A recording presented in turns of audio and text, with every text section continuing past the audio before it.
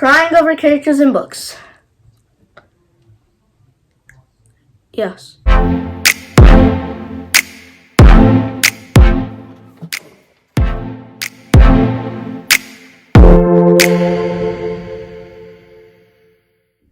Today we are going to be physically and mentally exposed. I went on Quora and I searched up things all book lovers can relate to, and so today I will be reacting to some of the things that people online think all book lovers can relate to. So I'm super excited to get exposed, which is not normal. I'm weird. Why would I be excited to get exposed? When you can't peacefully watch a movie adaptation because they get everything wrong. People tell me to just shut up, but it's really hard.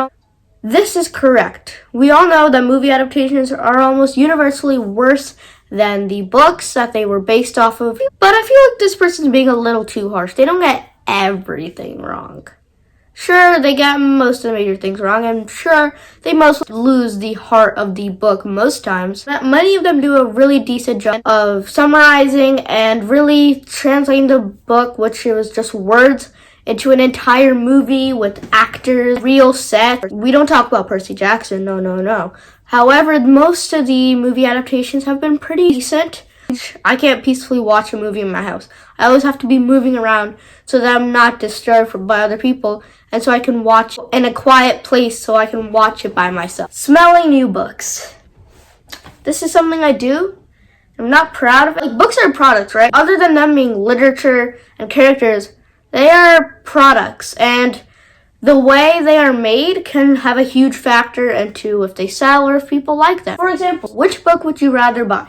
Divergent, which has some creases, some scratch marks on the back, or Frankly in Love, which is completely new, has these amazing spray painted edges, has these pages that smell and feel so good to just read, and just has an overall amazing design. You'd rather buy Frankly in Love, wouldn't you? So while I admit many times my parents do give me weird looks for smelling my books, I love books and I am going to do whatever I want with them. Just one more chapter. This happens to me so many times, but most times it's usually one more page, and then I just read the entire book. I'm just one more chapter, and then I'll go to sleep. And then I just can't end on a cliffhanger. Whenever I end on a cliffhanger, I can't sleep, I can't focus on what I'm doing, and everything just goes poorly, and I need to go back to the book. I need one more chapter all the time. Extending your reading time. Yes. So most times I extend it by 10 or 20 minutes, but sometimes I'll be like, hey, brother, you should watch a movie, just so I can get some extra 2 hours, because he always listens. He's pretty nice like that. Falls in love with fictional characters and gets your heart broken by them. I've never cried over characters before. Obviously, I felt for them and hoped nothing bad happens to them, except most times something usually does because the authors are heartless. But I always have this emotional connection to characters, and I always feel them, but I've never cried over them until Frankly in Love. And I shed a tear or two, and it was so unexpected. Something horrible happened in that book, and I could not cry. And I just shed a tear or two. I'm not ashamed of it. Alright, maybe I am. Avoid spoilers like the plague. See, most times I spoil myself. Most times I'll be looking to see how many pages are in the book, and then I just accidentally see something, and it's going to be like, this character said something that wasn't supposed to be alive, or this character said something to another person, and that's like a major reveal, and I'll just spoil myself for the entire book. And to top it all off, I'll forget to get a page count, and so I'm always scared to check, because Goodreads is never right about page counts. They're never right. They always add the extra pages, or they just do something weird about the page count, so you always have to check yourself. Crying over characters in books. Yes. This is how it goes when you watch an adaptation with your family or friends. Me, friend. Me, friend. Me, friend. I think this is a scene from Chamber of Secrets when they are visiting Aragog, and this is Ron being scared of spiders. It just wrecks you when they're bad. And when they're good, it also wrecks you. It's not a win-win. Add this word to your vocabulary. fictophilia, a condition involving an irrevocable and passionate love for a fictional character. You really care about them, and it feels as if they're real. And it's just so weird to get so invested in these characters. That's why we have book hangovers. Because we fall in love with these characters. You can't cry over someone who's not real. Me, I can, and I have, and I'll do it again. Why do you care? They're not real. It doesn't matter what happens to them. I ignore people like that. Or I rant to them. It's never a win-win for them. Friends, you read so many books. How are you not crazy? Me, laughs maniacally. I'm not that fast of a reader. There are definitely so many more people that are way faster at reading than I am. But to most of my school, I've read a lot of books. And to my entire family, I have read a lot of books. He said, books are me. I sometimes remember him when I'm buying new books. I can just imagine this person's thought process. No, but what situation would it be? He said, books are me.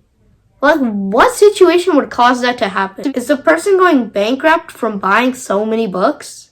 That has to be the situation. I think I have not chosen books, though. If you really love the person, you can't choose books. No matter how real they are, there is a reality. It's a harsh truth all readers must realize sometime in their life. Asking a bookworm to name their favorite book is like asking a mother to pick a favorite child.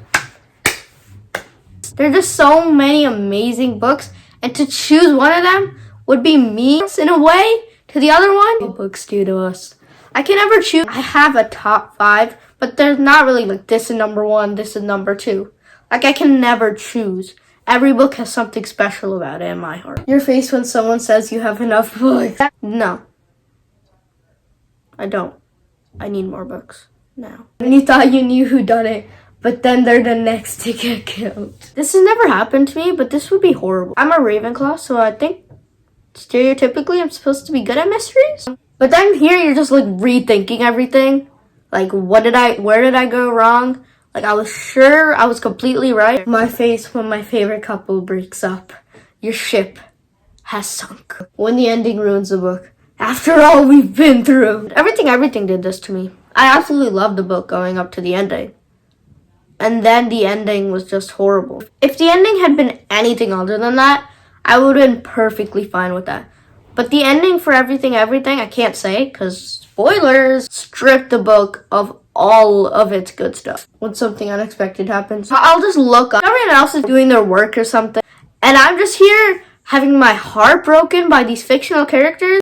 When a character does something really stupid or embarrassing, I have to close the book and breathe for a second because I can feel their embarrassment. This is me. I always have to remind myself that these characters nothing has happened to them. In movies, if the person dies, like they didn't actually die, they're okay. But you feel their embarrassment. It's the universal abstract kind of that gets to you. It's the idea of this heartbreaking or this horribly emotionally wrecking thing happening. And you just feel the loss as if it were your own. That's how we get emotionally wrecked. Friend, why read the book when you can watch the movie? Me, why breathe air when you're gonna die anyway? I mean, they're synonymous. You do what you do. But I always read the book before I watch the movie. Not wanting to end the book, but wanting to know the end. This is the universal paradox. You can't do anything about it. You gotta end it. But you also don't want to end it. Because if you end it, then the end's over, and you know what happened. But if you don't finish it, then you don't know what happened, and anything could happen. But you have to finish it to know what happened. You can't win. Waiting for books.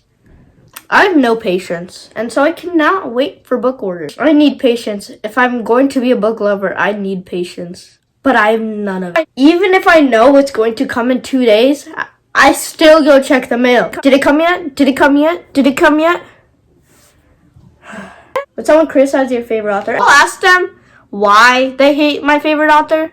But if they don't like them, that's them. I don't care. They have their own opinion. The smell of books, people love smelling books. I thought I was alone. But see, this is why I want to join reading community. Because now I know I'm not alone in not being able to resist smelling books. Respect for other readers. Reading is hard. It is not passive like watching movies or watching a TV show.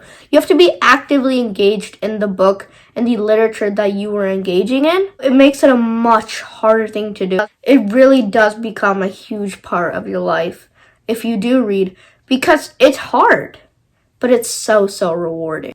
And it's just so much fun.